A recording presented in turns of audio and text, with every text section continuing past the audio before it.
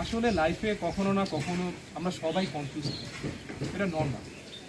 কিন্তু তুমি যদি সাকসেসফুল মানুষ হয়, তাদের স্ট্রাগলের স্টোরি শোনো, তাহলে হয়তো ইন্সপায়ার্ড হবে।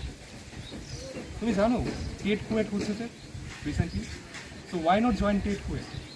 এখানে তোমার ফেভারিট কার্টুনিস্ট অন্তিক মাহমুদ, আহমেদ ফাহাদ এবং বাংলাদেশের একমাত্র আয়রন ম্যান আরাফাত ভাই আছে। তাদের স্ট্রাগলের স্টোরি শুনলে তুমি হয়তো মোটিভেটেড হবে। এই তোমার চুল বলো কেন?